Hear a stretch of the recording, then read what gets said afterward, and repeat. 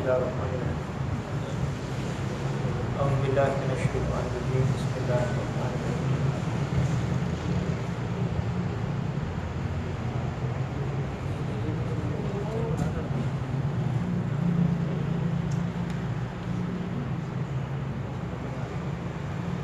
بسم اللہ الرحمن الرحیم یا ایھا الذین آمنوا لا یسخر قوم من قوم عسیٰ ان یکونوا خیرا منہم ولا نساء من نساء عسیٰ ان یکن خیرا منہن ولا تلمزوا انفسکم ولا تنابزوا بالالقاب بئس الاسم الفسوق بعد الایمان ومن لم یتب فاولئک هم الظالمون صدق اللہ العظیم صدق رسولہ النبی الکریم الامین۔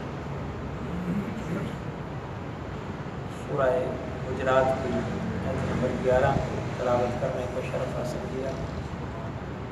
ارشاد باری تعالیٰ ہے، ایمان والو لا یسخر قوم من قوم، تم میں سے مردوں کا کوئی گروہ بھی دوسرے گروہ کا مذاق نہ اڑائے، جماعت کا مذاق نہ اڑائے، گروہ کا مذاق نہ اڑائے، کوئی مرد دوسرے مرد کا مذاق نہ اڑائے۔ عسیٰ ان یکونوا خیرا منہم، ہو سکتا ہے کہ وہ ان مذاق اڑانے والوں سے بہتر، جن کا مذاق اڑایا جا رہا ہے وہ اڑانے والوں سے بہتر۔ لہٰذا جب مذاق اڑاتے ہیں تو اس کا مطلب یہ ہوتا ہے کہ ہم دوسروں کو حقیر سمجھ رہے ہوتے ہیں، یہ بھی ایک لحاظ سے تکبر کے زمرے میں آ جاتا ہے۔ کسی مسلمان کو حقیر سمجھنے کی اجازت نہیں ہے، ہر کسی کو اپنے سے بہتر گردانا جائے، بہتر سمجھا جائے، خود کو عاجز کہا جائے، عاجز بنایا جائے۔ ممکن ہے جس کا تم مذاق اڑا رہے ہو وہ مذاق اڑانے والے سے بہتر ہو۔ ولا نساء من نساء عسیٰ ان یکن خیرا منہن، کوئی عورت دوسری عورتوں کا مذاق نہ اڑائے، ہو سکتا ہے جس کا مذاق اڑا رہی ہے وہ اس سے بہتر ہو۔ تو مردوں کا الگ ذکر کیا، عورتوں کا الگ۔ یہ مرض دونوں میں بہت زیادہ رائج ہے، دوسرے کی غیبت کرنا، دوسرے کا مذاق اڑانا، دوسرے کو حقیر سمجھنا، خود کو بہتر سمجھنا۔ ولا تلمزوا انفسکم، اور تم ایک دوسرے کو تانا نہ دیا کرو، تانا زنی کرنا۔ تانا مین کیا؟ وہ بات جس کو وہ ناپسند کرتا ہے اس کے سامنے رکھنا، جس کو وہ ناپسند کرتا ہے اس کے سامنے وہ بات پیش کرنا، اس کو یاد دلانا، ہاں تو بھی بہت بڑا نمازی ہے، ہاں بڑا حاجی، اس طرح کی مثلا باتیں کرنا، تو یہ تانا زنی کے زمرے میں آتا ہے، اس کی بھی اجازت نہیں ہے، نہ مذاق اڑایا جائے نہ تانا زنی کی جائے۔ ولا تنابزوا بالالقاب، نہ غلط ناموں سے دوسرے کو پکارا جائے، جو نام رکھے گئے ہیں وہی نام پکارے جائیں، غلط ناموں سے پکارنے کی بھی اجازت نہیں ہے۔ بئس الاسم الفسوق، یہ ایمان کے بعد فسق کہلانا ہے، یعنی اگر ایسا کریں گے تو مومن ہونے کے بعد تمہارا نام فاسق پڑ جائے گا۔ اپنے آپ کا نام مومن سے فاسق کی طرف لے کر جانا ہے۔ وَمَن لَّمْ يَتُبْ فَأُولَٰئِكَ هُمُ الظَّالِمُونَ، جو توبہ نہیں کرتا وہ بہت بڑے ظالم ہیں۔ گویا یہ بتا دیا کہ ان باتوں سے توبہ کرو، اگر توبہ نہیں کرو گے تو یہ بہت ظلم ہوگا۔ معاشرے میں یہ چیزیں لڑائی جھگڑے کی بنیادیں ہیں. کسی کا مذاق اڑانا، یہاں سے پھر لڑائی بڑھ جاتی ہے. اس نے مذاق اڑایا تھا، تانا زنی اس نے کی تھی، اس سے بات آگے بڑھ جاتی ہے. اس نے میرا نام الٹا لیا تھا، اس سے بات آگے تک پہنچ جاتی ہے. تو یہ بنیادی چیزیں ہیں کہ جس سے لڑائی جنم لیتی ہے، اس سے لڑائی پھوٹتی ہے. اس کو فسق کہا ہے، گناہ کہا ہے، اور پھر دس دیا ہے کہ اس سے توبہ کرو. اور توبہ جو نہیں کرتے وہ بہت بڑے ظالم ہیں. قرآن نے بہت سخت لفظ استعمال کیے، وَمَن لَّمْ يَتُبْ فَأُولَٰئِكَ هُمُ الظَّالِمُونَ. جو لوگ توبہ نہیں کرتے وہی لوگ ظالم ہیں. کیا مطلب؟ ہم توبہ کب کرتے ہیں؟ جب ہم اپنی غلطی ایڈمٹ کرتے ہیں، جب ہمیں احساس ہوتا ہے کہ ہم سے غلطی ہو گئی ہے. غلطی کے احساس کے بعد اس غلطی کی معافی مانگی جاتی ہے. اور جو معافی نہیں مانگتا اللہ فرماتا ہے کہ وہ ظالم. یہ اس بندے سے بھی سوری کی جائے، اس سے بھی معافی مانگی جائے جس کا دل دکھایا ہے. مزاق سے بھی لوگوں کا دل دکھانا مقصود ہوتا ہے. تانا زنی سے بھی لوگوں کا دل دکھتا ہے. برے نام لینے سے بھی لوگ تکلیف محسوس کرتے ہیں. تو اسلام کسی مسلمان بھائی کا دل دکھانے کی اجازت نہیں دیتا. یہ دلوں کو توڑنے نہیں آیا اسلام، یہ دلوں کو جوڑنے آیا. اللہ کے بندے سے کسی نے کینچی مانگی، اس نے کہا بھائی ہمارا کام کینچی سے کیا ہے، ہمارا کیا مطلب کینچی سے، ہمارے پاس تو سوئی ہوتی ہے. کینچی کا کام ہوتا ہے کاٹنا، ہم کاٹا نہیں کرتے، ہم توڑا نہیں کرتے، ہم جوڑا کرتے ہیں. سبحان اللہ، سبحان اللہ. تو سارے اللہ کے بندے ہیں، سارے ہی نیک لوگ ہیں. اگر ان چیزوں سے خود کو بچا لیں تو سارے ہی ولی اللہ ہیں. یہ ولایت صرف رہبانیت کا نام نہیں ہے کہ نکر میں بیٹھ کر اللہ اللہ کرتے رہنا، ویرانوں میں جا کر، غاروں میں جا کر چھپ کر ہر وقت چلا کشی میں مشغول رہنا. اس کو ولایت نہیں کہتے صرف. ہاں یہ بھی ایک محبت کا انداز ہوتا ہے کہ لوگ پھر خدا کی محبت میں مست بے خود ہو جاتے ہیں. جب یہ محبت جنوں تک پہنچتا ہے تو پھر ان کا دل نہیں لگتا. لیکن اصل کمال وہ نہیں ہے. اصل کمال یہ ہے کہ بندہ معاشرے کے اندر جیے، معاشرے کے اندر رہے، اور معاشرے میں جی کر معاشرے کا نہ بنے، دنیا میں رہ کر دنیا کا نہ بنے بلکہ خدا کا بنے. اصل کمال یہ ہے کہ دنیا میں رہ کر دنیا کی غلط رسموں سے خود کو بچائے، دنیا کے غلط کاموں سے خود کو بچائے، دنیا کے اندر جو غلط کام رائج ہے ان سے خود کو دور رکھے. یہ اصل کمال ہے. تو اللہ کے نبی جو ہیں انہوں نے رہبانیت اختیار نہیں کی، وہ معاشرے کے اندر رہے. ہر کام انہوں نے کیا جو لوگ کرتے ہیں، انہوں نے نمونہ دیا ہے، اور پھر خود کو ان علیشوں سے محفوظ رکھا ہے، معاشرتی علیشوں سے خود کو محفوظ رکھا ہے. یہ کمال ہے. جب انسان اکیلا ہے، تنہا ہے، کسی غار میں ہے تو اس نے بچنا ہی بچنا ہے. اس نے اور کیا کرنا ہے؟ نہیں. مزہ تب ہے جب گناہ کی اماج گاہ میں رہ کر خود کو گناہ سے بچایا جائے. اسی لیے تو اس کا اجر بھی بتایا نا، وَلِمَنْ خَافَ مَقَامَ رَبِّهِ جَنَّتَانِ. جو گناہ کرنے پر قادر تھا پھر خود کو گناہ سے روک لیا اللہ کے خوف کی وجہ سے. فرمایا ہر کسی کو ایک اجر دوں گا، اس کو 2 اجر عطا کریں گے. باقیوں کو 1 جنت، اس کو ڈبل دگنا اجر سے مراد. تو کمال بھی یہ ہے کہ معاشرے کے اندر رہ کر معاشرے کی برائیوں سے خود کو محفوظ رکھا جائے. یہ کمال ہے. اور پھر اگر غلطیاں ہو گئی ہیں، کوتاہیاں ہو گئی ہیں، غفلتیں ہو گئی ہیں، تو پھر اس کا حل کیا ہے کہ معافی مانگی جائے، توبہ کی جائے. یا ایھا الذین آمنوا توبوا الی اللہ توبۃ نصوحا. ایمان والو توبہ کرو اللہ کی بارگاہ میں. توبۃ نصوح، سچی توبہ. توبۃ نصوح کسے کہتے ہیں؟ توبۃ نصوح وہ ہوتی ہے کہ پھر اس کے بعد یہ ارادہ کر لیا جائے کہ آج کے بعد میں نے گناہ نہیں کرنا. یہ گناہ سے محفوظ خود کو رکھنے کا پختہ ارادہ، یہ ہے توبہ. ہاتھوں کانوں کو ہاتھ لگانے کو توبہ نہیں کہتے، ہاتھ اٹھا کر بھی توبہ توبہ کرنے سے توبہ نہیں ہوتی۔ توبہ کا تعلق ہوتا ہے دل کے ساتھ۔ جب دل میں انسان ارادہ کر لے کہ مولا اب جو ہو گیا اس کو معاف کر دے، آئندہ کبھی غلطی نہیں کروں گا، اس کو توبہ کہتے ہیں۔ ہاں پھر بھی اگر غلطی ہو جاتی ہے تو اس کا مطلب یہ نہیں ہے کہ وہ توبہ رہ گئی۔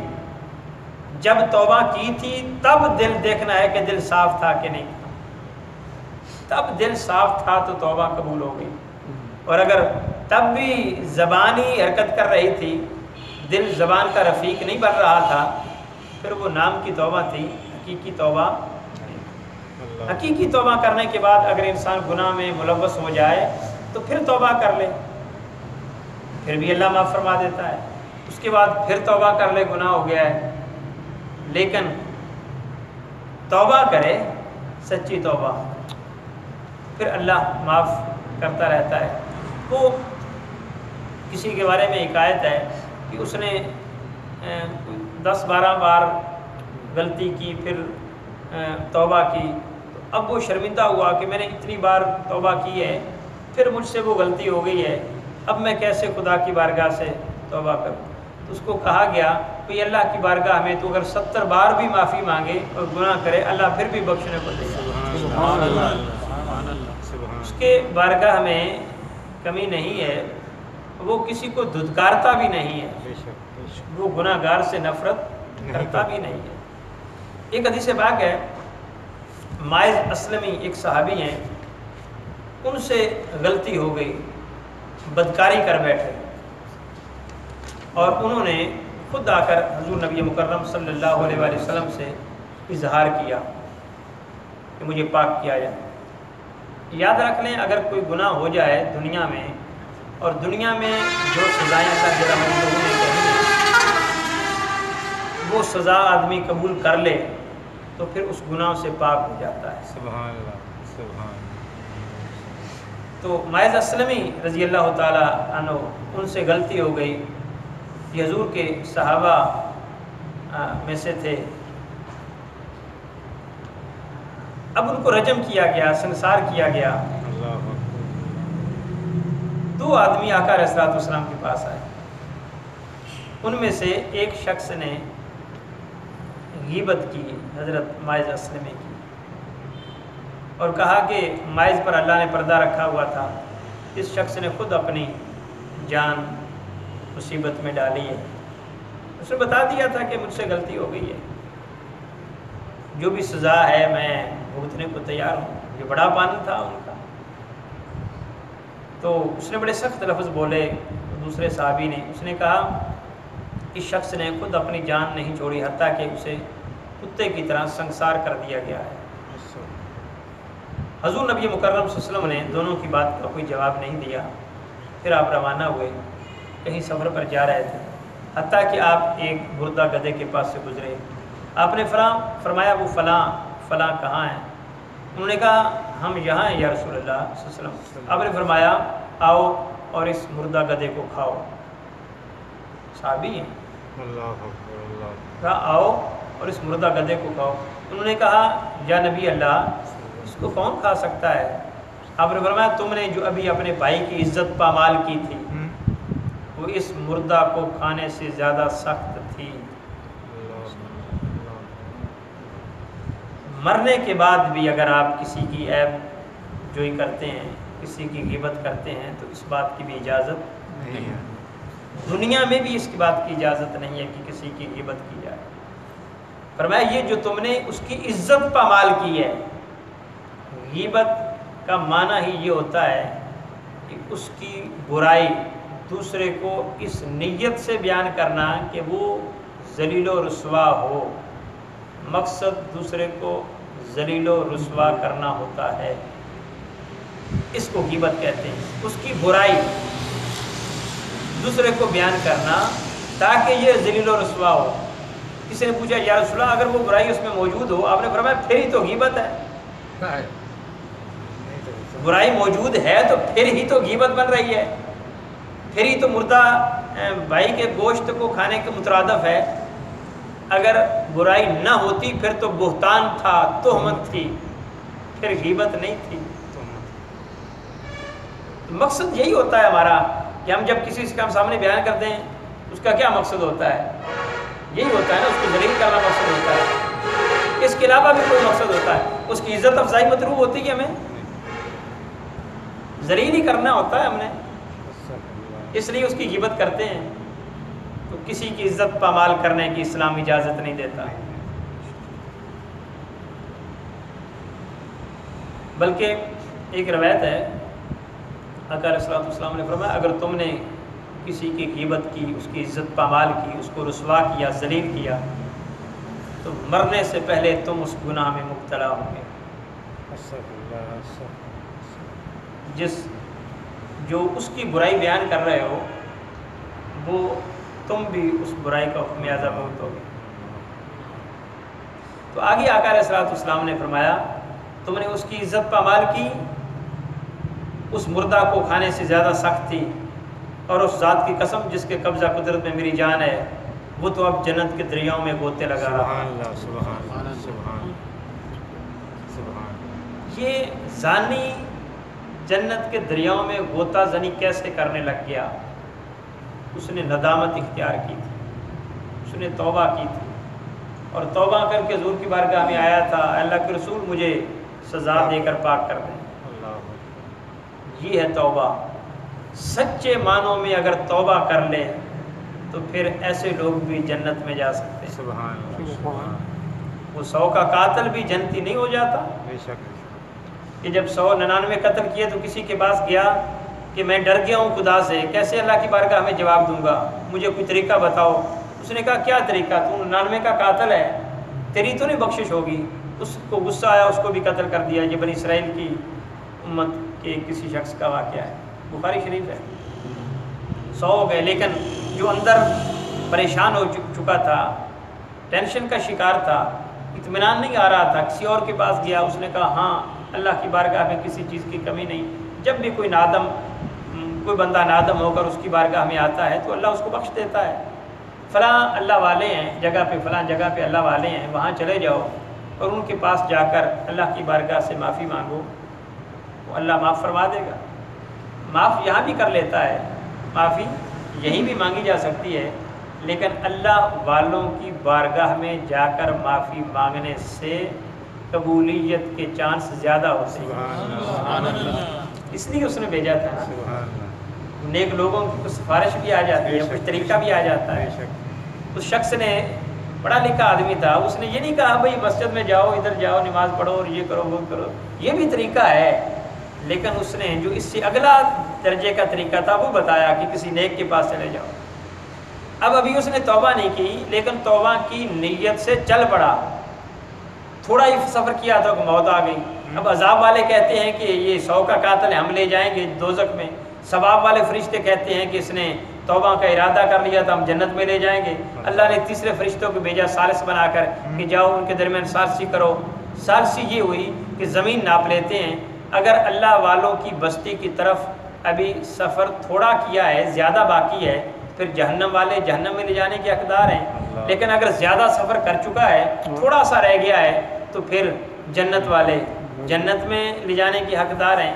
اب حقیقت یہ تھی کہ ابھی تھوڑا ہی فاصلہ کیا تھا، زیادہ فاصلہ ابھی باقی تھا۔ اللہ جل مجدہ وہ اس کی رحمت بہانہ ڈھونڈتی ہے، بہا نہیں ڈھونڈتی، نیکیوں کا انبار نہیں دیکھتی، وہ بس خلوص اور محبت دیکھتی ہے۔ تو اس نے نیت کر لی تھی توبہ کرنے کی، ڈر گیا تھا خدا کی بارگاہ سے، خوف خدا پیدا ہو چکا تھا، اللہ کی محبت میں وہ چاہ رہا تھا کہ میرا رب مجھ سے راضی ہو جائے، وہ صلح کرنا چاہتا تھا خدا سے، اللہ کو ناراض کر بیٹھا تھا نا نافرمانی کر کے، اب چاہتا تھا کہ میری رب سے صلح ہو جائے۔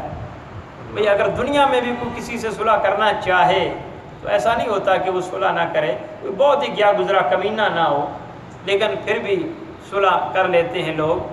تو خدا کی بارگاہ میں اگر ہم صلح کرنا چاہیں تو اللہ تو کہتا ہے کہ میرے بندو آؤ، جب بھی آؤ تو میں صلح کرنے کو تیار ہوں۔ تو تم بھی نہیں چاہتے صلح کرنے، غلطی بھی کرتے ہو، پھر آ کر مجھ سے صلح بھی نہیں کرتے۔ پرابلم ہمارے اندر ہی ہے، اس نے تو کبھی نہیں کہا کہ اب میں تمہارے ساتھ صلح نہیں کروں گا، وہ تو جو بھی کر لیں وہ کہتا ہے چلیے اب بھی آ جاؤ صلح کر لیتے ہیں، اور صلح کرنے کے بعد وہ بہت بڑے انعام دیتا ہے، پھر وہ اپنا ولی بنا لیتا ہے۔ زانی لوگ، بدکار، ڈاکو لوگ، پرلے درجے کے بدترین اعمال کرنے والے لوگوں کو کے ساتھ اللہ نے صلح کر لی، پھر ان کو بہت بڑا ولی بنا دیا۔ انہوں نے صلح کی طرف قدم اٹھایا تو وہ ایک قدم اٹھاتا ہے تو اللہ فرماتا ہم 2 قدم اٹھاتے ہیں، وہ میری طرف چل کے آتا ہے صلح کے لیے تو میں اپنے بندے کی طرف دوڑ کر جاتا ہوں، پھر جب ہم مل جاتے ہیں، ہماری صلح ہو جاتی ہے، پھر میں اس کے ہاتھ بن جاتا ہوں جس سے وہ پکڑتا ہے، یہ انعام دیتا ہے اللہ، پھر زبان بن جاتا ہوں جس سے وہ بولتا ہے۔ تو اللہ نے زمین کو حکم دیا کہ ایسا کر، تو ادھر سے سکڑ جا جدھر اللہ والوں کی بستی ہے، اور پیچھے سے پھیل جا، تاکہ میرا بندہ نادم ہونے کے بعد اور توبہ کا ارادہ کرنے کے بعد دوزخ کا حقدار نہیں رہا، اس کو ہم جنت کی نہروں میں لے کر جانا چاہتے ہیں۔ وَمَن لَّمْ يَتُبْ فَأُولَٰئِكَ هُمُ الظَّالِمُونَ، جو توبہ کرتا ہے اس کو اللہ دوست بنا لیتا ہے، اور جو گناہ کرنے کے بعد بھی توبہ نہیں کرتا اللہ فرماتا ہے وہی ظالم ہے۔ دعا ہے اللہ جل مجدہ عمل کی توفیق۔ آمین۔